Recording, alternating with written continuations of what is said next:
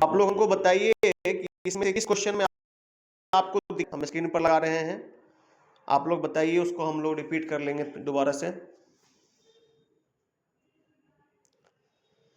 जो क्वेश्चन में आवाज नहीं गया है उस क्वेश्चन में से किसी में भी बताइए तो हम दोबारा फिर बता देंगे। अमन, अश्विनी, जो भी आदमी है ग्रुप में बताइए, जो सा क्वेश्चन आपको नहीं सुनाई पड़ा हो या दिक्कत हुई हो बताइए, हम रिपीट कर देंगे।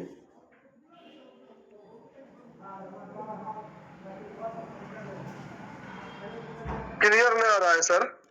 अभी आ रहा है क्लियर? पिक्चर थोड़ा सा सर जूम कर दीजिए, थोड़ा सा क्लियर नहीं हो रहा है। कोई नहीं, आप अपने स्क्रीन को जूम कर लो ना, कोई दिक्कत नहीं है। आपका मोबाइल का जो स्क्रीन है उसको आप जूम कर लो, दिखेगा आपको, छोटा है ना थोड़ा सा। अब आ गया सर, अब आ गया, दिखा होगा। हाँ, अब आप इसमें से देखो, अगर जिस क्वेश्चन में भी दिक्कत हो रही है या जो क्वेश्चन हमने पहले डिस्कस किया और आप लोग को सुनाई नहीं पड़ा है वो हमसे आप पूछ लीजिए। एक बार मैं रिपीट कर देता हूं जल्दी जल्दी, ठीक है। देखिए यहां तक हम लोग पढ़ भी लिए थे पिछले क्लास में, ठीक है ना। ये जो आपका पिंसर वाला था क्वेश्चन, यहां तक, सॉरी, ये पिंसर वाला और ये डायगोनल प्लायर वाला, ये सब हम लोगों ने पढ़ लिया था पिछले दिन, ठीक है ना। और सर ये बताइएगा सर। कौन सा बाबू, बोलो सर। ये दिल में दौरा पड़ने वाला सर जो क्वेश्चन था। हाँ, दिल में अगर किसी व्यक्ति को दौरा पड़ता है, ठीक है, जिसको हम लोग बोलते हैं 21 नंबर क्वेश्चन अभी हम लोग बता रहे हैं कि how will you diagnose the victim is suffering under cardiac arrest, ये वाला क्वेश्चन पूछ रहा है बच्चा। तो देखिए इस क्वेश्चन में क्या है ना कि जिस व्यक्ति को दिल का दौरा पड़ जाता है उसको हम कैसे पहचानेंगे कि उसको दिल का दौरा पड़ा है। तो उसके लिए क्या होगा ना कि उसका जो होठ होता है वो क्या होगा, नीला हो जाएगा। समझ गए बात को?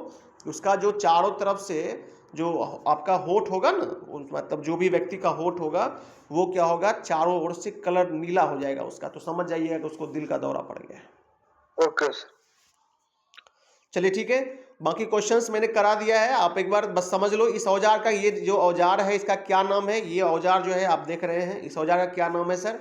तो ये डायगोनल कटिंग प्लायर है। ये क्या है? डायगोनल कटिंग प्लायर, ठीक है, याद रखना है, ये वाला आंसर इसका सही है, डायगोनल कटिंग प्लायर। हिंदी में भी आपको डायगोनल कटिंग प्लायर इसका नाम होता है, ठीक है। अगला क्वेश्चन है कि ये वाला जो सुरक्षा चिन्ह है, ये मैंने अभी जस्ट डिस्कस किया था, ये सुरक्षा चिन्ह कौन सा है? हाथ में देखिए दस्ताना पहनना है, तो ये मैंडेटरी साइन है। आपके आंसर में वो डी दे रखा है, इंफॉर्मेशन साइन दे रखा है, लेकिन वो गलत है आंसर, आप इसको याद रखिएगा, मैंडेटरी साइन है ये। समझ गए बात को?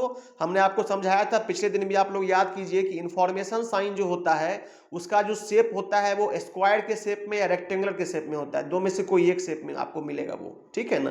लेकिन आप लोग देखो कि ये क्या है सर, तो ये राउंड शेप में, ये देखिए सर्कल के अंदर बना हुआ है ग्लव्स, है ना। तो सर्कल के अंदर जो ग्लव्स होता है, मतलब ये क्या है, आपको मैंडेटरी साइन को डिनोट कर रहा है। बिल्कुल अच्छे से याद रखिए ना, याद रखिएगा आप लोग।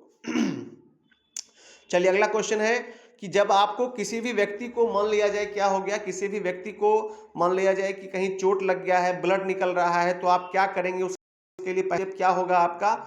तो जब पीड़ित के रक्त बहाव को रोकने के लिए किस प्राथमिक चिकित्सा को उपलब्ध कराते हैं, तो सबसे पहले क्या करेंगे, उसका जहां पर चोट लगा है उसको हम लोग दबाएंगे ताकि उसका ब्लड बंद हो जाए। ब्लड बंद होने के बाद फिर क्या करेंगे, ब्लड बंद होने के बाद जो है आप उसके ऊपर क्या करेंगे, उसके ऊपर थोड़ा दबाव डाल करके रखेंगे ताकि पहले ब्लड क्लॉट कर देंगे। उसके बाद जो है जब ब्लड क्लॉट हो जाएगा तो आफ्टर डैट उसका ड्रेसिंग कर दीजिए, पट्टी कर दीजिए, जो भी चीज़ें मरहम लगाना है वो चीज़ें कर दीजिए। तो ये करना है, लेकिन सबसे पहला स्टेप क्या होगा सर कि जिस भी पोर्शन पर उसको चोट लगा है उसको करना है, प्रेस करके रखना है, दबा के रखना है ताकि ब्लड बंद हो जाए उसका। तो ये इंपॉर्टेंट है, ठीक है। नेक्स्ट क्वेश्चन क्या है सर कि पीड़ित किसी व्यक्ति को बचाने हेतु तत्कालिक कदम उठाना चाहिए। पीड़ित व्यक्ति को बचाने हेतु क्या तत्कालिक कदम उठाना चाहिए यदि वह अभी भी विद्युत शक्ति के संपर्क में है? समझ गए बात को? तो जो भी व्यक्ति विद्युत शक्ति के संपर्क में होगा तो पहला काम हम लोग क्या करेंगे कि जहां से, जैसे मान लीजिए कोई स्विच है, स्विच में मान लीजिए स्विच का उसको करंट लग गया है, तो हम लोग क्या करेंगे, और उसमें भी लाइन अभी भी फ्लो हो रहा है, तो क्या करेंगे सबसे पहले कि जहां से उसमें लाइन जा रहा है ना, जो उसका मेन सोर्स है लाइन का, उसको जाके पहले बंद करेंगे ताकि क्या हो कि लाइन का कनेक्शन टूट जाए। तो बिल्कुल वही जवाब सही है आपका। क्या देखिए ऑप्शन नंबर डी में है, क्या है, संयोजकों को अलग करके शक्ति आपूर्ति क्या कर देना, बंद कर देना, ताकि क्या हो, कनेक्शन कट जाए और आदमी को क्या हो जाए, आदमी सुरक्षित हो जाए, उसको जो है लाइन लगना या लाइन जो लग रहा है, करंट जो लग रहा है वो क्या हो जाए, बंद हो जाए उसको। ये चीजें हैं। आगे क्या है इसमें से कौन सा, ये देखिए ये वाला आप देख लो, ये सचेतक चिन्ह है, ये बता रहा है कि भाई ये जेब्रा क्रॉसिंग पे ही आपको चलना चाहिए। जैसे मान लीजिए आप कोई भी रोड क्रॉस कर रहे हैं, तो अगर आप रोड क्रॉस करते हैं तो उस केस में क्या करना है कि जो जेब्रा क्रॉसिंग होता है, जैसे आप मान लीजिए कभी पटना जाते होंगे तो देखते होंगे क्या भाई कि जब सिग्नल होता है ना, तो सिग्नल होने के बाद ही पैदल यात्री सब इधर से उधर होते हैं, और वो भी कहाँ होते हैं, तो जेब्रा क्रॉसिंग जो बना हुआ होता है उसी पे होना चाहिए। क्यों होना चाहिए सर? क्योंकि पैदल यात्रियों के लिए, पेडेस्ट्रियंस के लिए ही जो है वो क्या किया गया है, स्पेशली बनाया गया है। समझ गए बात को? ताकि क्या हो कि जब भी इधर से उधर से गाड़ी अगर मान लीजिए आ रही है और सिग्नल जब रेड होता है तो एक तरफ की गाड़ी रुकती है, तो आपको अगर क्रॉस करना है तो आपको क्या करना है, उसी पर से मतलब जो आपका जेब्रा क्रॉसिंग है उसी से पार होकर के आपको अपना क्रॉस कर लेना है, इधर से उधर चले जाना है। ये नहीं कि कभी उठे अपना चल दिए, ऐसा नहीं करना है, इससे क्या होगा आपको धक्का लग जाएगा। इसलिए आपको ये वाला साइन याद रखना है कि जेब्रा क्रॉसिंग पर ही आपको पार करना चाहिए। चलिए, मतलब इसका आंसर क्या हो जाएगा सर? ये देखिए पेडिस्ट्रियन क्रॉसिंग ये यहाँ है, या फिर मान लीजिए आपका देखिए यहाँ पर होगा जेब्रा क्रॉसिंग करके पैदल क्रॉसिंग। हाँ ये देखिए ये वाला आपका जवाब हो जाएगा। चलिए अगला क्वेश्चन चलते हैं कि इनमें से कौन सा गोल्डन आवर होता है। गोल्डन आवर का मतलब जैसे मान लीजिए कोई व्यक्ति है उसको सर में चोट लग गया, ये देखिए क्वेश्चन, ठीक है, किसी व्यक्ति को सर में चोट लग गया है, तो सर में चोट लगने के कारण वो मर रहा है, तो मर रहा है तो उसके लिए गोल्डन आवर कौन सा होगा? तो गोल्डन आवर का मतलब क्या होता है कि जिस आवर में उसकी जान बच जा सकती है, मतलब उसके लिए एक एक वक्त, एक एक सेकेंड उसके लिए कीमती है। समझ गए बात को? तो वो क्या होता है सर, तो उसमें आप उसको चाहेंगे तो वापस जो सुरक्षित करना है वो आप कर सकते हैं, लेकिन उसका जो टाइमिंग होता है वो कहा गया है कि पहला जो आधा घंटा होता है वो बहुत इंपॉर्टेंट होता है किसी के भी जीवन के लिए। उस समय अगर आप चाहेंगे तो आप उसको सुरक्षित कर सकते हैं, नहीं तो फिर जो है क्या होगा, अगर उससे ज़्यादा समय निकल गया तो बहुत कम चांसेज है कि आप उसको सर बचा सकते हैं, नहीं तो मैक्सिमम चांसेज है कि वो खत्म ही हो जाता है। क्योंकि माथा के अंदर से ब्लड निकल रहा है ना, सर फूट गया उसका, ब्लड निकल रहा है, तो ब्लड तो मान लीजिए जब आपका ब्रेन ही क्या है, मेन पूंजी है, बॉडी का मेन पूंजी ब्रेन ही है। ब्रेन सही है तो सब कुछ सही है। ब्रेन आपका थोड़ा सा भी मान लीजिए कुछ भी दिक्कत होती है ब्रेन के अंदर, तो फिर क्या होता है, पूरा बॉडी को वो प्रभावित कर देता है ना।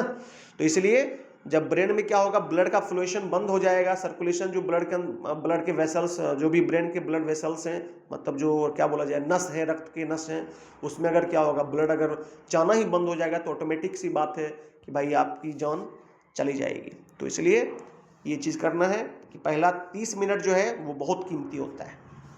चलिए अगला है पीड़ित की कौन सी स्थिति को कोमा कहा जाता है। कोमा क्या होता है सर? कोमा का मतलब यह होता है कि जो व्यक्ति अचेत है और उसको आप कितना भी बुला रहे हैं तो वो बेचारा आने लायक नहीं है, मतलब संवेदनहीन हो गया है, वो कितना भी आप उसको कुछ भी कर रहे हैं आप वो नहीं उठ पाएगा, तो उसको बोलते हैं कोमा की स्थिति। तो वही आपका ऑप्शन नंबर डी देख लीजिए, पूरी तरह से संवेदनहीन होकर के लेटे रहना और बुलाने पर भी उत्तर न देना, यही क्या है आपका सही जवाब है। तो कोमा की स्थिति किसे कहते हैं? जब व्यक्ति क्या होता है, पूरा संवेदनहीन हो जाता है, उसको कुछ भी क्या होता है, कुछ भी उसको आप रिस्पॉन्ड कीजिएगा, तो कुछ भी बुलाइएगा, पुकारिएगा, पीटिएगा, मारिएगा, बेचारे को कोई असर नहीं होना है। तो उस व्यक्ति को हम लोग, उस स्थिति को हम लोग क्या बोलते हैं? कोमा की स्थिति बोलते हैं। अब बताइए यहाँ तक में किसी बच्चे को अगर कोई दिक्कत हो तो प्लीज बता दीजिए, हमको जल्दी से बता दीजिए, आगे बढ़ेंगे। यहां तक में किसी बच्चे को कोई दिक्कत हो तो प्लीज बताइए। आवाज मेरी क्लियर है? स्क्रीन अच्छे से दिख रहा है सबको? यस सर, दिख रहा है अच्छे से। कोई दिक्कत हो तो बताइए। नहीं सर, कोई दिक्कत नहीं। किसी व्यक्ति को कोई दिक्कत हो, और जो है ग्रुप में जुड़े हुए, चलिए कोई बात नहीं है, सबको आ गया, अच्छी बात है। आगे बढ़ते हैं हम लोग नेक्स्ट क्वेश्चन की तरफ। अब देखिए, अब आपका जो है नया टॉपिक चालू हो गया है जिसमें हम लोग बेसिक वर्कशॉप प्रैक्टिस के बारे में समझेंगे। जो वर्कशॉप में हम लोग क्या करते हैं, टूल्स वगैरह का यूज़ करते हैं, जिसको एलाइड ट्रेड के अंदर हम लोग बोलते हैं, उसके बारे में अब समझिए कि थोड़ा सा आपका ना थ्योरी का अब स्टार्टिंग हो रहा है। अभी तक तो समझिए कि सेफ्टी वगैरह ही पढ़ रहे थे हम लोग, जो कि नॉमिनल सी चीज़ें थी, और आई थिंक कि आप लोग को भी पहले से भी जानकारी कुछ चीज़ों के बारे में होगा, या इजी टू अंडरस्टैंड था, कि समझ में जल्दी आ जाता था। अब आइए थोड़ा सा समझते हैं कि जो बेसिक वर्कशॉप होता है, जैसे इलेक्ट्रीशियन का जो वर्कशॉप है, मतलब जहां पर आपको प्रैक्टिकल की ट्रेनिंग करनी होती है, तो उस प्रैक्टिकल की ट्रेनिंग में बहुत सारे ऐसे टूल्स इक्विपमेंट्स यूज़ किए जाते हैं जिसके बारे में आपको जानकारी होना होता है। ठीक है, जैसे अभी आप जस्ट ऊपर में 2-3 चीज़ें पढ़ चुके हैं, प्लायर पढ़ चुके हैं, पिंसर पढ़ चुके हैं, है ना, डायगोनल प्लायर के बारे में आप ऊपर देख चुके हैं, और भी चीज़ें अब आगे आएंगी, है ना, और आप इसको समझिए ठीक है, ये बहुत इंपॉर्टेंट है आपके प्रैक्टिकल वर्कशॉप में जो है, इलेक्ट्रीशियन का जब वर्कशॉप होता है तो उसमें ये चीज़ें यूज में आएंगी, है ना, इसको अंडरस्टूड करिए आप लोग। चलिए तो चालू करते हैं टॉपिक। हम लोग पूछता है इस गेज का क्वेश्चन क्या है, इस गेज का क्या उपयोग है, कौन सा गेज है सर, तो ये वाला गेज है। आप लोग देखो ये गेज, ये वाला जो आप लोग गेज स्क्रीन पर अच्छे से दिख रहा होगा मेरा, ये वाला जो गेज है, ये देखो ये कौन सा गेज है, आपको डायरेक्ट क्वेश्चन दे देगा, इसी तरह से एग्जाम में पूछा हुआ क्वेश्चन है यह भी, ये कौन सा गेज है। अब गेज क्या होता है पहले ये समझ लीजिए। देखिए एक डाई शब्द आप लोग समझते होंगे, फर्मा बुझिए, मान लीजिए ठेठी में हम लोग बात करें तो फर्मा शब्द होता है। जैसे मान लीजिए ये फर्मा बना दीजिए सर, इसी फर्मा पे जो है 10 तरह का सामान आप इसी शकल सूरत से बना सकते हैं। जैसे आप लोग ईटा उटा भट्टी में देखते होंगे, उन लोग का वो सांचा बना हुआ होता है, ठीक है ना, और उसी सांचा में क्या करता है वो लोग मिट्टी डालता है और आराम से उसको उझलते चल जाता है, तो वो क्या है कि बिल्कुल ईटे का शक्ल ले लेता है ना, तो उसी को हम लोग फर्मा बोलते हैं। जस्ट लाइक वही चीज यहाँ पर क्या है, टेक्निकल भाषा में उसको गेज बोलते हैं। गेज क्या होता है, गेज में सबका क्या है ना, साइज निर्धारित होता है। जैसे ये कौन सा गेज है, तो ये जो है आपका रेडियस गेज होता है। रेडियस गेज का क्या काम होता है कि किसी भी जॉब का मतलब कोई कार्यखंड, कोई वर्क पीस जो आप बनाते हैं, ठीक है ना। जैसे मान लीजिए कि आज के डेट में हमने कहा कि हमको नाप के बताओ कि जैसे ये गोल सा मान लीजिए लोहा का टुकड़ा है, इसकी त्रिज्या क्या है, इसको कैसे नापोगे तुम, तो वहां पर क्या होता है, इसी प्रकार के गेज का इस्तेमाल होता है। ये जो आप गेज देख रहे हैं, इसी गेज का इस्तेमाल करके आप उसका चाहेंगे तो कोई भी सर्कुलर गोल सा मान लीजिए, अगर वर्क पीस है, जॉब है, कार्यखंड है, तीनों एक ही बात होती है, वर्क पीस, जॉब, कार्यखंड, ठीक है ना, उसका अगर आपको त्रिज्या नापना होता है तो त्रिज्या नापने के लिए आप क्या कर सकते हैं, रेडियस गेज का इस्तेमाल कर सकते हैं। इसमें क्या है देखिए, अलग अलग पत्ती दिख रही होगी, ये सब देखिए, ये सब पत्ती है, ठीक है ना, ये सब क्या है, इसका पत्ती है। ये पत्ती क्या होता है, अलग अलग त्रिज्या, इसमें जो रेडियस का वैल्यू होता है ना वो मेंशन होता है, ठीक है। अब जैसे मान लीजिए इसमें सपोज दैट लिखा होगा 4 mm, इसमें मान लीजिए लिखा होगा 3 mm, इसमें मान लीजिए लिखा होगा 2 mm, मतलब अलग अलग पत्ती है तो अलग अलग उसका साइज होता है। आप क्या करते हैं, जैसे मान लीजिए कि हमको कोई गोल भाग का त्रिज्या नापना है तो वहां जाकर के उसको सटा दिए, ठीक है ना, तो अगर वो पूरा ढक लेगा तो समझ जाएंगे कि भाई इसकी त्रिज्या ये है, नहीं तो फिर क्या करेंगे, दूसरा पत्ती को उस पर लगाएंगे। तो समझ में आ गया होगा आई थिंक आपको कि गेज क्या होता है sir. Gauge is just like मतलब एक पीस है सर, जिसका क्या काम करते हैं हम लोग, जिसका काम क्या है, तो कोई भी मेजरमेंट को चेक करने के लिए कि भाई वो सामान अगर बना है तो वो सामान करेक्ट बना है या नहीं बना है। आप ही सोचो कि किसी फैक्ट्री के अंदर ना एक बार में बहुत सारा सामान बन जाता होगा, वर्क पीस बन जाता होगा, तो क्या संभव है कि हर बार मेजरमेंट स्केल लगा करके या जो भी मान लीजिए कि मेजरमेंट टूल्स होता है उसको लगा करके आप हमेशा उसको चेक करते रहे, नहीं हो पाता है, क्योंकि बहुत टाइम टेकिंग हो जाएगा वो।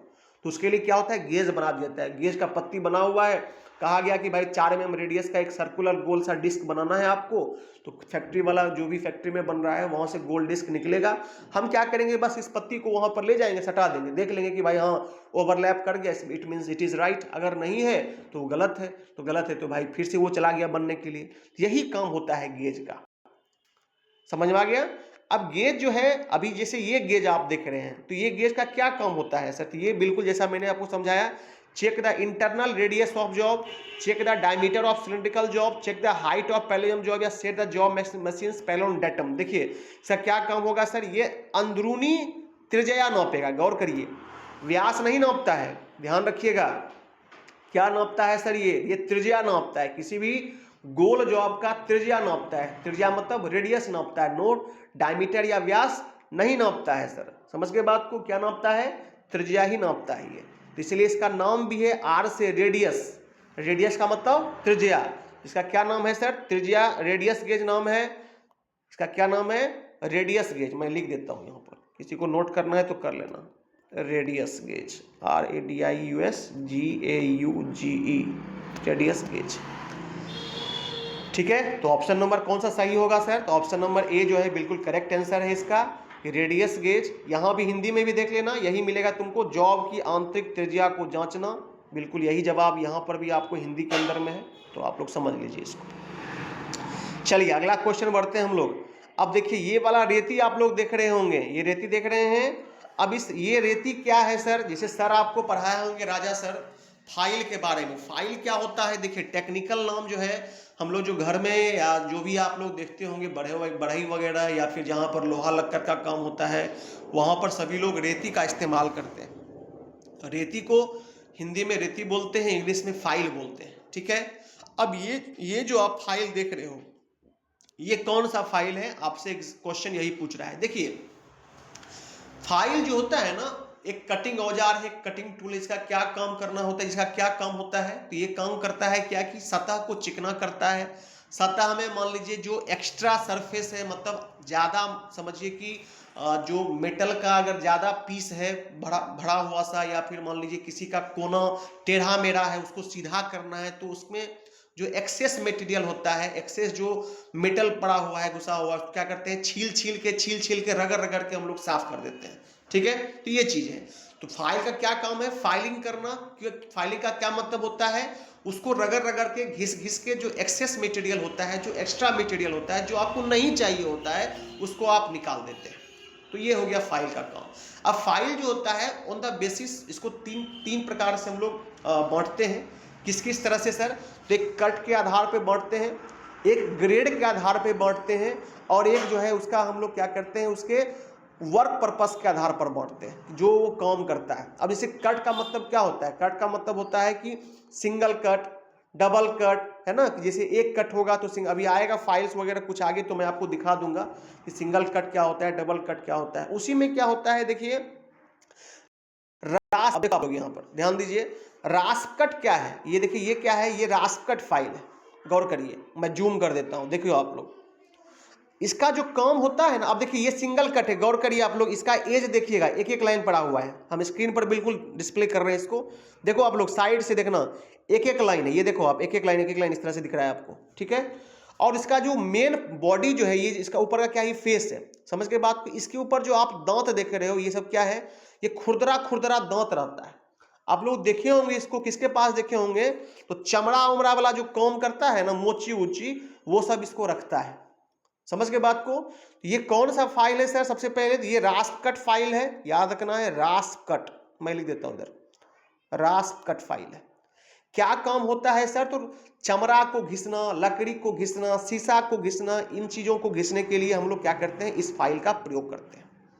बहुत एग्जाम में इंपॉर्टेंट है ये क्वेश्चन, और कई बार आ चुका है, तो ऑप्शन देख लीजिए बिल्कुल, रास्प कट फाइल आपको यहां पर दे रखा है, इसको याद रखना है। रास्प कट फाइल क्या होगा, इसका पिक्चर आपको समझ में आ गया, ये इसका पिक्चर है। क्या काम होता है सर, तो किसी भी लकड़ी को घिसना हो, चमड़ा को घिसना हो, शीशा को घिसना हो, उसमें सर हम इस फाइल का प्रयोग कर सकते हैं सर, कोई दिक्कत नहीं है। अब बताइए, किसी बच्चे को कोई दिक्कत है यहां तक में, पूछिए हमसे। सबको समझ में आ गया, गौरव, अमन, जो भी हैं जुड़े हुए, सबको समझ में आ रहा है? हाँ सर, कोई दिक्कत नहीं है सर। चलो बाबू, जी सर, आ रहा है। चलिए क्वेश्चन नंबर 3, चलिए क्वेश्चन नंबर 3 देख लेते हैं। अब देखिए ये जो है, ये कौन सा टूल है, पूछ रहा है कि ये जो आप देख रहे हैं, मैं जूम कर देता हूं, ये जो, ठीक है, ये क्या है, ये कौन सा टूल है, ठीक है ना। अब देखिए आप लोग समझिएगा इसको, टूल जो है, आप लोग जब आप पढ़ेंगे टूल का क्या मतलब होता है, पहले ये समझ लीजिए, टूल को हिंदी में बोलते हैं औजार। क्या बोलते हैं, औजार बोलते हैं, ठीक है। तो जब आप औजार पढ़ेंगे ना, तो औजार के अंदर में क्या होता है, एक मेजरमेंट टूल होता है, मापने वाला औजार होता है। क्या होता है, मापने वाला औजार, जिसको हम लोग बोलते हैं मेजरिंग टूल वाला औजार। क्या बोलते हैं इसको सर, मापने वाला औजार बोलते हैं, या फिर मेजरिंग टूल बोलते हैं। अब ये दो प्रकार का होता है, सब लोग कॉपी में नोट करते जाइएगा, बहुत इंपॉर्टेंट पढ़ा रहे हैं बात आपको। ये दो प्रकार का होता है, कौन कौन सा होता है सर, पहला होता है प्रत्यक्ष औजार। पहला क्या होता है, प्रत्यक्ष औजार, ठीक है। और दूसरा क्या होता है, अप्रत्यक्ष औजार। पहला क्या होता है, प्रत्यक्ष, दूसरा क्या होता है, अप्रत्यक्ष, ठीक है। अब प्रत्यक्ष औजार और अप्रत्यक्ष औजार क्या होता है सर, प्रत्यक्ष औजार का मतलब होता है कि वैसा मेजरिंग का मतलब मापने वाला, जैसे सर स्टील रूल आप लोग देखे होंगे, जिसको आप लोग बच्चा में स्केल बोलते थे। स्केल और रूल में फर्क होता है। जो आपके प्रकार बॉक्स के अंदर था, जिससे आप लोग क्या करते थे, कहता था 5 सेंटीमीटर का रेखाखंड खींचिए, सबके प्रकार बॉक्स में होगा, जिसको आप लोग स्केल बोलते हैं। देखो बाबू, स्केल और रूल में फर्क होता है। स्केल क्या होता है, रूल क्या होता है। स्केल जैसे मान लीजिए हम कहेंगे कि तुमको एक नक्शा बनाओ, जैसे मेरा घर है उसका तुम नक्शा बना करके दो, तो क्या संभव है कि पूरे मेरे घर का जो लंबाई चौड़ाई है वो तुम्हें एक पन्ना पर निकाल करके दे देगा? नहीं संभव है। क्यों नहीं संभव है सर? क्योंकि मान लीजिए मेरा पन्ना तो सर इतना सा है और आपका घर तो इतना बड़ा है सर, तो कैसे बनाएंगे हम? तो उसके लिए क्या करते हैं हम लोग, स्केल करते हैं। स्केल में क्या होता है, जैसे मान लीजिए मेरे घर की लंबाई 40 फीट है, ठीक है ना, तो हम क्या करेंगे 40 फीट में मान लेंगे कि 10 फीट बराबर मान लीजिए 1 सेंटीमीटर, ठीक है। तो अगर हम 4 सेंटीमीटर का लाइन खींच दिए तो वो कितना हो गया, 40 फीट के बराबर हो गया, ठीक है। तो वही होता है, उसी को स्केलिंग बोलते हैं कि स्केल कर लेना 1:10 का, 1:100 का, कि भाई 100 सेंटीमीटर बराबर मान लीजिए 1 सेंटीमीटर का लाइन अगर हम खींच देते हैं तो वो 100 सेंटीमीटर के बराबर हो जाएगा। समझ के बाद उसको स्केलिंग बोलते हैं, और एग्जैक्ट में स्केल उसी का नाम है। हम लोग के प्रकार बॉक्स में जो है, या हम लोग जो देखते होंगे आप लोग, लोहा उहा वाला मिलता है आपको स्केल टाइप से, जिसको हम लोग समझिए कि स्केल ही बोलते हैं, क्योंकि आप लोग का समझाना जरूरी है। तो उसका एग्जैक्ट नाम है रूल। क्या नाम होता है?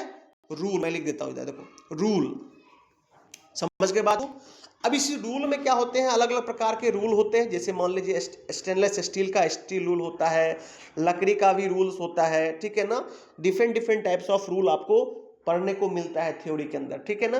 तो अभी क्या है कि हमसे क्वेश्चन ये पूछ रहा है कि ये वाला जो आपका है वो क्या है। तो अभी मैं कहाँ था, प्रत्यक्ष और अप्रत्यक्ष। तो जैसे देखिए, अगर मान लीजिए किसी का हमको लंबाई निकालना है तो हम डायरेक्ट क्या करेंगे, रूल को लगाएंगे, और रूल को लगाने के बाद देख लेंगे कि भाई ये तो 10 mm का है, ये 12 mm का है, ये 15 mm का है, 20 mm का। ये इसको बोलते हैं प्रत्यक्ष औजार, जिसके अंदर में उदाहरण क्या हो गया, स्टील रूल हो गया, ठीक है। लेकिन कुछ वैसे भी औजार होते हैं जिसको क्या करते हैं हम लोग ना, कि उसका मान लीजिए साइज ले लेते हैं और साइज उठा करके लेके जाते हैं और स्केल पर या स्टील रूल पर उसको रखते हैं कि भाई स्टील रूल पर उसकी क्या लंबाई है। अभी देखिए जैसे यहाँ पर क्या हो रहा है, गौर करिएगा आप लोग। देखिए ये जो आप लोग देख पा रहे होंगे यहाँ पर, देखिए ये जो औजार है इसका देखिए टांग जो है, ये टांग देखिए मुड़ा हुआ है, ये गौर करिए आप लोग, ठीक है। ये क्या है आपका, टांग आपका मुड़ा हुआ है, गौर कर रहे होंगे, ठीक है ना।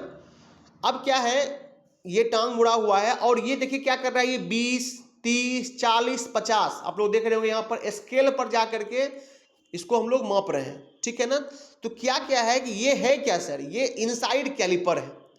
मैं लिख देता हूं इधर, ये क्या है, इनसाइड कैलिपर। इनसाइड कैलिपर क्यों भाई, इसका टांग मुड़ा हुआ है। ये क्या करता है सर, तो ये किसी भी खोखले जॉब का, अगर मान लीजिए ग्लास है, आप लोग ग्लास में पानी पीते हैं, अगर ग्लास के अंदर का व्यास क्या है या अंदर की त्रिज्या क्या है, अगर हमको उसको मापना होगा तो कैसे नापेंगे, तो उसके लिए क्या करते हैं, इनसाइड कैलिपर का इस्तेमाल करते हैं।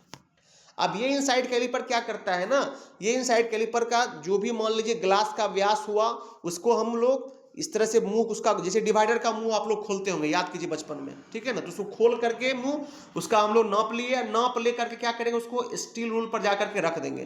तो जहां से लेके जहां तक इसका जो बीच का दूरी हुआ है ना, ये जो टांग जितना देख लीजिए, इसका जो लेग्स है, ये दिस इज कॉल्ड लेग्स। ये लेग्स देखिए यहां से यहां तक जो डिस्टेंस कवर कर रहा है उसी को क्या बोलेंगे कि भाई इसका जो आप सामान नाप करके लाए उसकी लंबाई इतना ही है सर, जितना इसका ये जो लेग है, ये लेग के बीच का डिस्टेंस। तो आपसे क्या क्वेश्चन पूछा कि भाई ये कौन सा टूल है, तो एग्जैक्ट ये क्लियर हो गया कि सर ये तो इनसाइड कैलिपर है। क्यों यूज होता है सर, तो हम लोग जो है किसी भी खोखले जॉब का, जैसे पाइप हो गया, गोल पाइप, उसका अंदर का व्यास नापना है तो कैसे नापेंगे, इनसाइड कैलिपर से।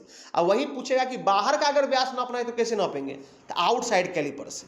क्या करेंगे, आउटसाइड कैलिपर, बिल्कुल एकदम याद रखिए इसको, outside caliper, inside caliper. Inside caliper क्या होता है, अंदर का व्यास नापता है। आउटसाइड कैलिपर क्या होता है, बाहर का व्यास नापता है, ठीक है। समझ के बाद को ये किस प्रकार का औजार होता है, अप्रत्यक्ष मापी होता है सर। ये डायरेक्ट आपको मेजर नहीं कर सकता है सर, क्या करना पड़ेगा इसके लिए, आप उसका माप लीजिएगा सर, माप ले जाकर के स्टील रूल पर रखना है, वहां पर उसकी जो भी लंबाई आती है वही सर क्या होता है, जिस चीज को हम नाप रहे हैं उसका लेंथ होता है, उसका जो भी मान लीजिए वाइट होता है, जो भी मोटाई होता है, जो भी चीजें हैं, तो ये चीज याद रखना है। तो ये क्या है सर, ये आपका इनसाइड कैलिपर है सर, इसमें कोई दिक्कत नहीं है। हमको इनसाइड आउटसाइड कोई पूछेगा तो बता देंगे। देखिए ऑप्शन में दे रखा है डिवाइडर है, डिवाइडर नहीं होगा। क्यों डिवाइडर नहीं होगा, इसका देखिए पांव मुड़ा हुआ है, गौर करना ये चीज, ये पांव जो है इसका मुड़ा हुआ है, ठीक है। ये पांव इसका देखिए ऐसे है, अगर पांव सीधा होता, बिल्कुल ऐसा होता, तब वो डिवाइडर होता।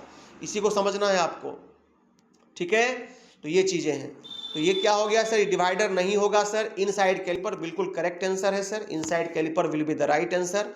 ऑड लेग कैलिपर अभी आगे बताएंगे, आउटसाइड कैलिपर भी मैंने आपको बता ही दिया। आउटसाइड कैलिपर कैसा होता है सर, तो बिल्कुल ऐसा होगा, ये देखिए आप लोग, ऐसा होता है, ठीक है। इसमें क्या होगा, इसे मान लीजिए यहाँ से आप एक डंडा लगा दीजिए इसमें, ठीक है। ये आपका आउटसाइड कैलिपर होगा। आप लोग इमेज देखिएगा गूगल पे सर्च करके तो आपको मिल जाएगा, ठीक है। हिंदी में भी देख लीजिए इस औजार का क्या नाम है, तो बिल्कुल क्या है, आंतरिक कैलिपर है, इनसाइड कैलिपर है। यही इसका जवाब है सर। ऑप्शन नंबर बी देखिए आपको दिया हुआ भी है। चलिए यहाँ तक हो गया सर, कोई दिक्कत नहीं है, समझ में आ गया सर। अब आगे बढ़ते हैं हम लोग, ठीक है। क्वेश्चन में क्या ऑप्शन आ गया, जैसे लकड़ी क्या है, लकड़ी में ट्विस्टिंग हो गया, लकड़ी क्या हो गया, ट्विस्ट हो। ट्विस्ट का मतलब क्या हो गया, टेढ़ा हो गया सर। समझ गए बात को। तो उसमें कौन सा दोष होता है सर, तो उसको हम लोग अनइवन श्रिंकेज बोलते हैं। अनइवन का मतलब कहीं से भी टेढ़ा हो जाना, समझ गए बात को। तो असमान सिकुड़ना, ये इसका दोष हो गया, ठीक है। लकड़ी में ट्विस्ट, ट्विस्ट का मतलब टेढ़ा हो जाना। तो क्यों भाई, क्योंकि जहां तहां से सिकुड़ गया, इस कारण से वो ट्विस्ट हो गया। अगर समान रूप सिकुड़ता तो समतल रहता, चूंकि जहां तहां सिकुड़ गया, इस कारण से क्या हो गया, इस कारण से टेढ़ा हो गया। तो ये चीजें हैं। आगे है मोटाई चीजल। मोटाई चीजल का, मोटाई चीजल क्या होता है, चीजल कल हम देख रहे थे, आपको पढ़ा रहे थे राजा सर परसों। चीजल क्या होता है, चीजल जो है छेनी बोलते हैं हम लोग। छेनी को सब लोग देखे होंगे, सरिया उड़िया काटने वाला, आपका छर उड़ काटने वाला जो आदमी होता है वो सभी यूज करता है छेनी का। हम लोग भी मान लीजिए छेनी का यूज करते हैं। अगर मान लीजिए किसी भी मटेरियल को काट के निकालना है तो छेनी से ठोक ठोक के, हथौड़ी से जो है छेनी रख देते हैं, हथौड़ी से ठोक ठोक के हम लोग उसको क्या करते हैं, बाहर कर देते हैं। तो अब छेनी में ये एक स्पेशल छेनी है, मोटाई चीजल, ठीक है ना। तो मोटाई चीजल का क्या काम होता है, मोटाई चीजल क्या करता है ना, कि किसी भी लकड़ी में अगर मान लीजिए आपको रेक्टेंगुलर, आयताकार आपको होल बनाना है, आयताकार आपको छेद करना है, समझ गए बात को, तो आप क्या करते हैं, मोटाई चीजल का प्रयोग करते हैं। ऑप्शंस देख लेते हैं। लकड़ी में सामान्य नहीं होगा, देखिए आ गया ऑप्शन, लकड़ी में आयताकार छेद करना, बिल्कुल सही है, करेक्ट आंसर है ये। लकड़ी में अगर आयताकार छेद करना होगा सर, तो हम लोग क्या करेंगे, मोटाई चीजल का प्रयोग करेंगे। अब आप लोग बताइए यहां तक में कोई दिक्कत है तो बोलिए, जल्दी बता दीजिए हमको, कोई दिक्कत है तो। किसी भी बच्चे को अगर यहां तक में कोई दिक्कत हो तो प्लीज बताइए। चलिए बहुत अच्छी बात है, सबको आ गया। आगे बढ़ते हैं। सीट मेटल का देखिए अब आ गया। सीट मेटल में तेज मोड़ों हेतु किस प्रकार का स्टेक का प्रयोग किया जाता है, which type of stake is used for sharp bend in sheet metal, ठीक है। मतलब आप देखिए सीट मेटल मतलब चदरा, ठीक है, मान के चलिए चदरा हो गया। चदरा के मान लीजिए कोना को बिल्कुल क्या करना है ना, मोड़ना है, ठीक है। तो स्टेक क्या होता है सर, स्टेक जैसे मान लीजिए कि अभी हमको अगर चदरा को मोड़ना है तो कोई ना कोई सामान का तो जरूरत पड़ेगा जिसका सपोर्ट लेकर हम लोग करेंगे, उसको मोड़ेंगे, समझ गए बात को। तो उसके लिए हम लोग क्या करते हैं, स्टेक का प्रयोग करते हैं, स्टेक, ठीक है, स्टेक होता है। अब स्टेक में जैसे देखिए मैं आपको गूगल पे ले जाता हूं, एक बार गूगल में आप लोग स्टेक देखता हूं। कुछ चीजों को समझना भी पड़ेगा, है ना। मान लीजिए मैक्सिमम तो आपको समझ में हैं कि जो इजी से इजी हम लोग याद कर आसानी हो।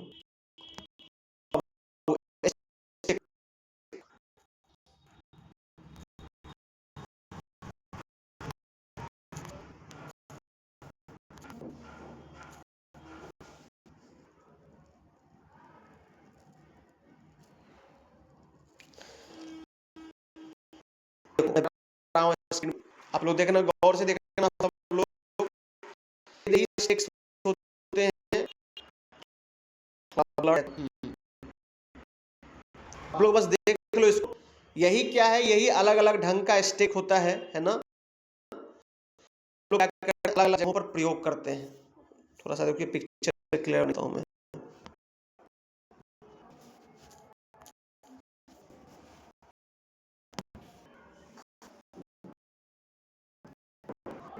हाँ ये देखो, ये कि यही स्टिक्स है, ठीक है। अभी इसे चदरा उदरा को मोड़ना होता है ना हम लोग, तो हम लोग क्या करते हैं, इन्हीं सारे किसी स्टिक्स का हम लोग, और भी तरह के स्टिक्स होते हैं, जैसे ये देखिए ये हाफ मून स्टिक हो गया, ये देखिए ये हैचेट स्टिक हो गया, ये जो है आपका क्रीसिंग आयरन स्टिक हो गया, ये आपका हॉर्स स्टिक हो गया, है ना। तो अलग अलग प्रकार के स्टिक होते हैं जिसका प्रयोग हम लोग क्या करते हैं, जिसका प्रयोग हम लोग जो है इस काम के लिए करते हैं,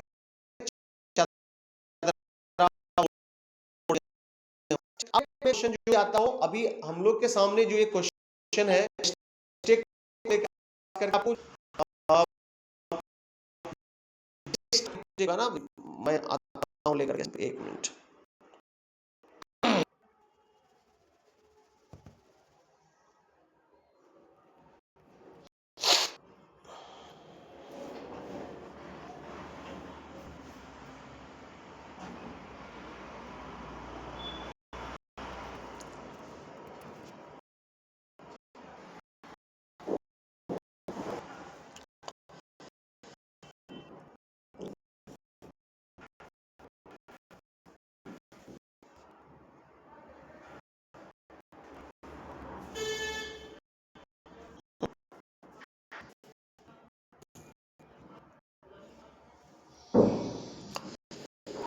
हाँ, तो हम लोग स्टेक पढ़े थे, तो which type of stake is use for sharp bend. अगर मान लीजिए कि हम लोग को शार्प बेंड करना है, मतलब उसका कोना क्या करना है, एकदम मोड़ना है लोग, तो हम लोग स्टेक अप करेंगे।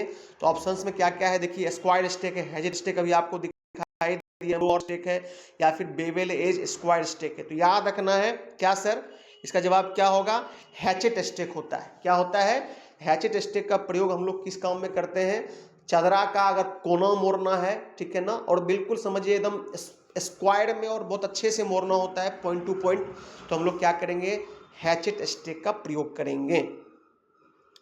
चलिए अगला क्वेश्चन है, किस प्रकार की ठंडी छेनी का प्रयोग, किस प्रकार की ठंडी छेनी का प्रयोग किनारों पर पदार्थों को वर्गाकार करने हेतु किया है। अब छेनी देखिए, छेनी भी क्या होता है ना, छेनी सबसे पहले तो समझ लो कि छेनी क्या है सर, बताया भी था मैंने पहले अभी।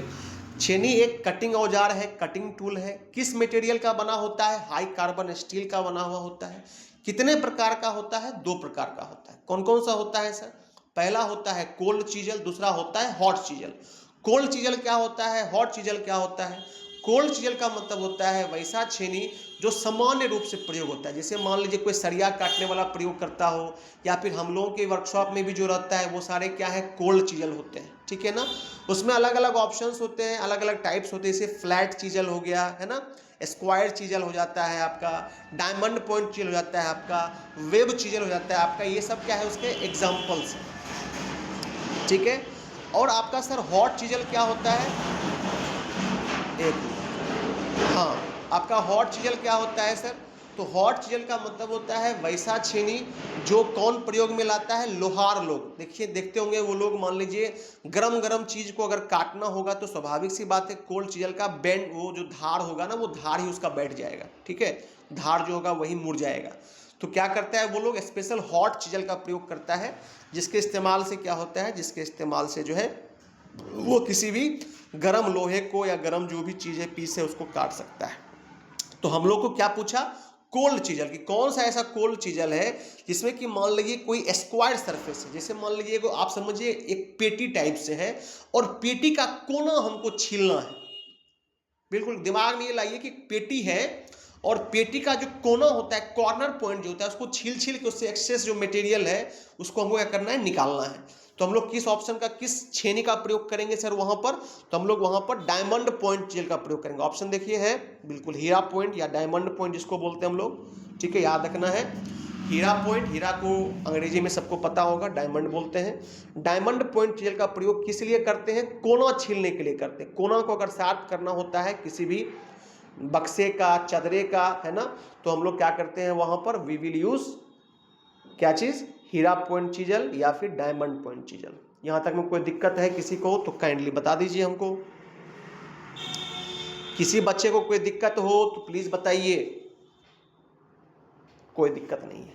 चलिए आगे बढ़ते हैं, किस प्रकार के कैलिपर का उपयोग हम लोग जो है बाहरी सिरे पर समानांतर रेखाएं खींचने के लिए करते हैं। वेरी गुड, बहुत इंपॉर्टेंट, बहुत वीवीआई क्वेश्चन है ये, बहुत बार एग्जाम में आ चुका है ये क्वेश्चन, ठीक है, कि कौन सा ऐसा कैलिपर होता है जिसका प्रयोग हम लोग सर बाहरी सिरा पर समानांतर रेखा खींचने के लिए करते हैं। देखिए आप लोग याद करिए या याद रखिए, अभी तो चूंकि बताया नहीं है मैंने, पहली बार है ये। देखिए जेनी कैलिपर एक होता है, जेनी कैलिपर, ठीक है, जिसको हम लोग क्या बोलते हैं, ऑड लेग कैलिपर भी बोलते हैं, ऑड लेग, ठीक है। आप लोग याद रखिएगा, लिखना हो लिख लीजिए, जेनी कैलिपर या फिर ऑड लेग कैलिपर या फिर हर्माफ्रोडाइट कैलिपर, हर्माफ्रोडाइट, ये तीनों नाम है इसका। तीनों में से कोई भी नाम पूछ दे तो याद रखना है jenny caliper, odd leg caliper और हर्माफ्रोडाइट कैलिपर। समझ गए बात को?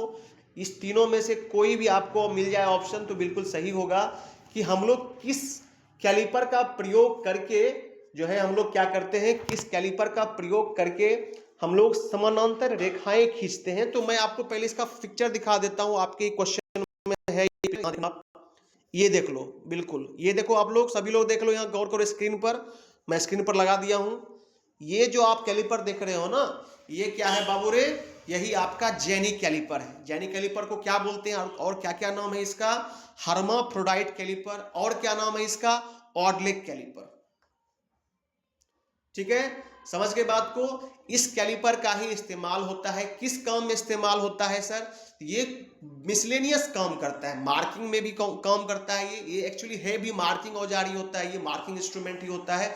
जैसे मान लीजिए कि लोहा पर कोई निशान, एक लाइन खींचना है अपन को, ठीक है, पैरेलल में। जैसे ये देखिए, इसका देखो आप, ये टांग देखो मुड़ा हुआ है, गौर करना सब आदमी। टांग क्या है?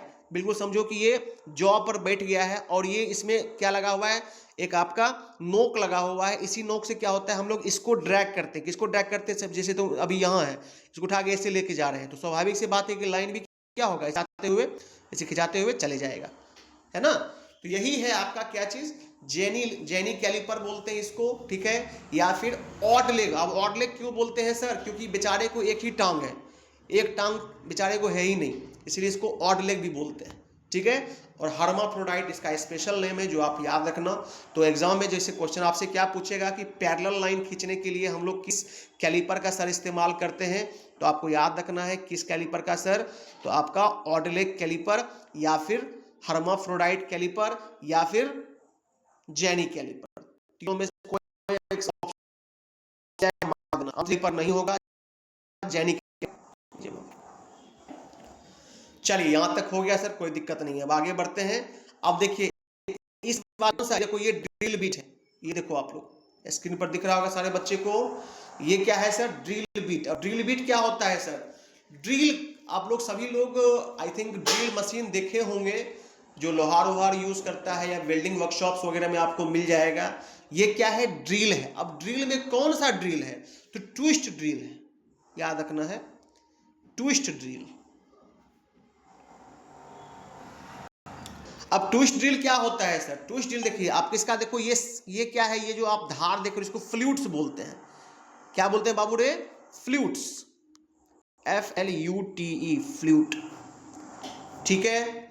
और ये जो पिछला हिस्सा है ये क्या है? सेंक, ये क्या है? सेंक, ठीक है। अभी क्या होता है ना कि जैसे मान लीजिए ड्रिल के अंदर जब हम लोग घुसाते हैं इसको लगाते हैं, तो क्या होता है कि ये वाला जो पोर्शन होता है ना, ये क्या होता है, उसका चक होता है, ड्रिल का चक। उस चक में ये क्या होता है? एडजस्ट हो जाता है ना। और उसके बाद ये नाचता है, और नाच नाच करके क्या होता है, जो भी आपका मेटल होता है उसको वो काट देता है। तो क्या है सर? ये ट्विस्ट ड्रिल है सर, ठीक है। अब ट्विस्ट ड्रिल में कौन सा ट्विस्ट ड्रिल है? तो देखिए ट्विस्ट ड्रिल में अकॉर्डिंग टू इट्स सेंक, जो इसका पिछला हिस्सा होता है उसके बेसिस पर इसको जनरली दो प्रकार में बांट दिया गया, फ्लैट सेंक और टैपर सेंक, ठीक है। फ्लैट का मतलब जैसे सीधा होता, मान लीजिए ऐसा होता तो फ्लैट होता, लेकिन क्या है सर, ये तिरछा है सर, ये देखिए इधर भाग गया, इधर भाग गया, तो इसको बोलेंगे टैपर। टैपर मतलब तिरछा, ठीक है। अब फीटर वाले जो कोर्स होता है उसमें बच्चों को यह भी पूछ देता है कि बताओ कि ये कौन सा आपका टैपर है, तो एम्प्टी होता है, एम्प्टी फॉर मॉर्स टैपर, ठीक है। तो ये सेंक जो है जैसे पूछ देता है कि बताओ इस सेंक में कौन सा टैपर होता है, तो एम्प्टी होता है। लेकिन आपको उतना डीप नहीं जाना है, बस इतना ख्याल रखिए कि ड्रिल बीट है सर, ड्रिल बीट में ये कौन सा ड्रिल बीट है, तो टैपर सेंक ड्रिल बीट होगा सर, इसमें कहीं कोई दिक्कत नहीं है। टैपर सेंक ड्रिल बीट, समझ के बात को। अब टैपर सेंक ड्रिल बीट है, फ्लैट क्यों नहीं है सर? फ्लैट इसलिए नहीं है बिकॉज इसका अगर मान लीजिए सेंक क्या होता, समतल होता, फ्लैट होता, तो इसको फ्लैट बोलते, चूंकि नहीं है इसलिए क्या बोलेंगे? टैपर बोलेंगे सर, ठीक है। तो क्या जवाब इसका सही होना चाहिए? टैपर सेंक बीट जो भी होगा वही इसका जवाब क्या होगा? यहाँ पर भी इंग्लिश में भी है टैपर सेंक बीट, आपको दिख गया होगा। और क्या हिंदी और देख लेते हैं। बिल्कुल, flat drill bit, countersink नहीं है, स्ट्रेट सिंक। देखिए स्ट्रेट सिंक जैसे अभी मैंने पढ़ाया ये नहीं है सर, तो ये क्या है सर, टैपर सिंक है सर। बहुत डीप नॉलेज है बाबू ये सब, मतलब हम लोग क्या बोले अभी इसमें, और बहुत सारी बातें होती हैं जो बताने लायक है, लेकिन आप लोग चूंकि एग्जाम पॉइंट ऑफ व्यू से हम लोग पढ़ रहे हैं तो बस ये समझते जाओ। जब भी फुर्सत मिलेगा एक आध क्लास ऐसा लेंगे कि आप लोग को फिर पूरा डीप नॉलेज दे देंगे इस सब में। चलिए आगे बढ़ते हैं, ड्रिल बिट हो गया सर। नेक्स्ट क्वेश्चन बढ़ते हैं, सीट मेटल में सामान्य उपयोग हेतु किस प्रकार के स्टेक का प्रयोग होता है? जनरल पर्पस है तो स्टेक अभी बता दिया था मैंने, दिखाया भी था आपको। चदरा उदरा मोड़ने के लिए सर उसको यूज में लाते हैं सर हम लोग, कोई दिक्कत नहीं है। इसमें से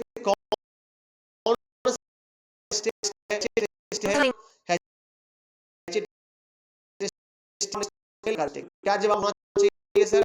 जवाब मतलब जनरल पर्पस में सामान्य कार्य हेतु हम लोग किस स्टेक का प्रयोग करते हैं? हैचेट स्टेक का हम लोग प्रयोग करते हैं, याद रखना है इसको। चलिए आगे बढ़ते हैं, नेक्स्ट क्वेश्चन क्या है? आइसोमेट्रिक 1.25 जो होता है वो किस चीज को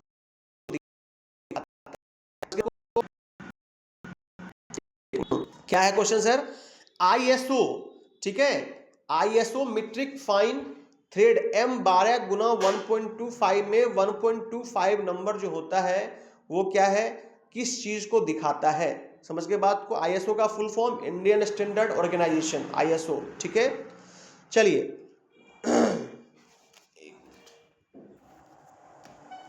ठीक है, तो अभी क्वेश्चन में क्या पूछ रहा है अपन को पूछ रहा है क्वेश्चन में कि आप ये बताओ कि इसमें से जो मीट्रिक फाइन थ्रेड है, अब बताओ कि थ्रेड कितने आदमी समझते हैं? थ्रेड क्या होता है, कोई बता सकते हो क्या?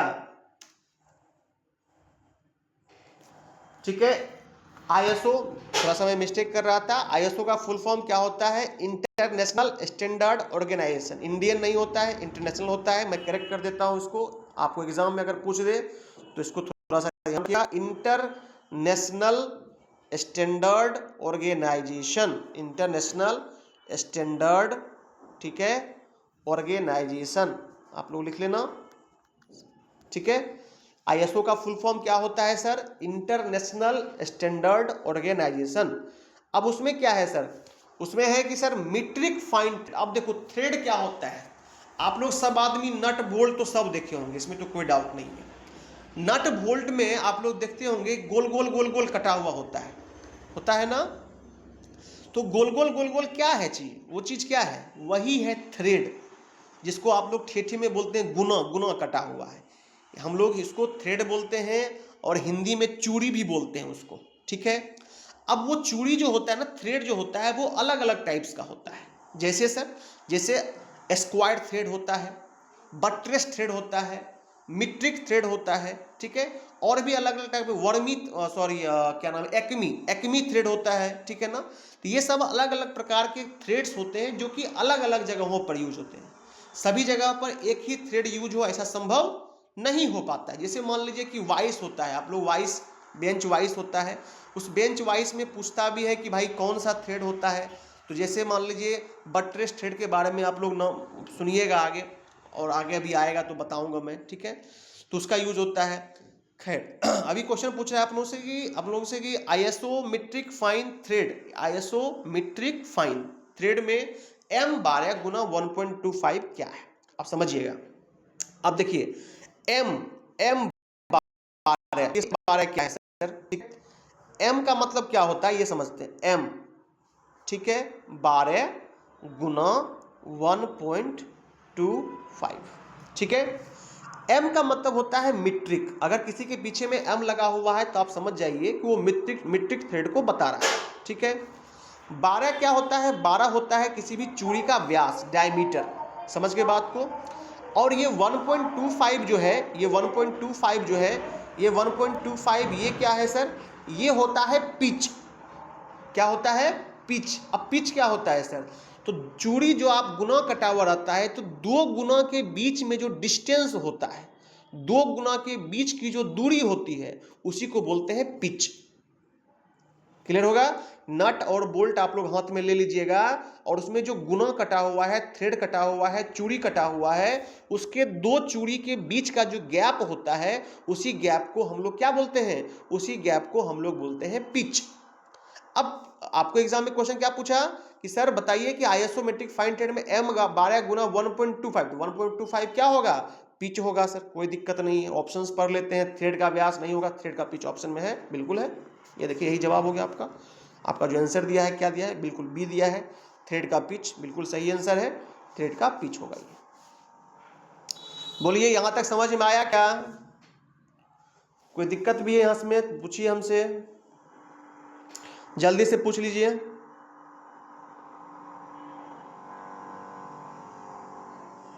चलिए कोई बात नहीं है, आगे बढ़ते हैं। लकड़ी में अनियमित रूप से शाखाओं के उगने के कारण कौन सा दोष उत्पन्न हो जाता है। देखिए लकड़ी जैसे है, ठीक है ना, अभी मान लीजिए जैसे होता है ना कि अगल बगल से शाखा निकल जाना, मतलब अलग अलग ब्रांचेज निकल जाना लकड़ी के अंदर, ठीक है ना, तो उसमें उसको हम लोग कौन सा दोष बोलते हैं, आपको यही पूछ रहा है। तो अनियमित रूप से जो शाखा निकलना होता है उसको हम लोग क्या बोलते हैं, उसको हम लोग नॉट बोलते हैं। क्या बोलते हैं, नॉट, KNOT, नॉट, हिंदी में बोलते हैं उसको गांठ। क्या बोलते हैं बाबू रे, गांठ बोलते हैं सर, KNOT, नॉट। देखिए यहाँ पर गांठ है, ठीक है, जिसको बोलते हैं इंग्लिश में KNOT, नॉट, यानी कि गांठ। आप लोग समाज में देखे होंगे लकड़ी में ना गोल गोल सा बन जाता है, देखे होंगे आप लोग, सिल्ली उल्ली होता है ना, फिर देखिए गोल गोल गोल सा बन जाता है। उसमें क्या होता है, उसको जब हम लोग कोई उसका फर्नीचर बनाते हैं तो बहुत उसको छील छील के साफ करना पड़ता है, तब जाकर के कोई भी लकड़ी का सामान उससे बना पाते हैं। तो लकड़ी का अगर मान लीजिए क्या होगा, बिना मतलब का शाखा दिख जाए आपको लकड़ी के अंदर अनियमित रूप से, तो उसको हम लोग क्या बोलेंगे सर, नॉट बोलेंगे, KNOT, नॉट या फिर गांठ। चलिए अब आगे बढ़ते हैं, ये बहुत इंपॉर्टेंट क्वेश्चन है। अगला क्वेश्चन आपका बहुत बार आपके एग्जाम में आया हुआ ये क्वेश्चन है और रिपीट करता है बार बार कि टेनन आरी, आरी का मतलब जैसे मान लीजिए लकड़ी उकड़ी काटने वाला के पास क्या रहता है, आरी होता है, उसका जो दांत होता है, मतलब धार जो होता है, उस धार को हमको अगर तेज करना है, शार्प करना है, तो किस रेती का प्रयोग करेंगे। बहुत इंपॉर्टेंट क्वेश्चन, इस बार के सप्लीमेंट्री में भी आया हुआ ये क्वेश्चन है कि टेनन आरी के कुंद दांतों, कुंद मतलब भोथरा गया जो दांत, ठीक है, उसको तेज करने के लिए किस रेती का प्रयोग करते हैं। तो triangular file will be the right answer. देख लीजिए यहाँ है ट्रेंगुलर फाइल, बिल्कुल। ट्रेंगुलर फाइल कैसा होता है, आप लोग एग्जाम गूगल पे सर्च मारना और इसको देखना कि ट्रेंगुलर फाइल कैसा होता है, समझ में आ जाएगा। एग्जाम के लिए याद रखना कि अगर मान लीजिए आरी का दांत तेज करना है तो हम लोग किस फाइल का प्रयोग करेंगे, तो ट्रेंगुलर फाइल यानी कि त्रिभुजाकार रेती का प्रयोग करेंगे, इसमें कोई दिक्कत नहीं। चलिए यहाँ तक में बताइए, किसी को कोई दिक्कत हो तो बताइए, आज हम लोग यहीं रोकेंगे, ठीक है, क्योंकि 2 पेज पढ़ा दिए हैं, याद भी करना होता है आप लोगों को, और कुछ आज बच्चे कम भी जुड़े हैं सरस्वती पूजा मनाने के चक्कर में, तो इसको देख लीजिए, ठीक है।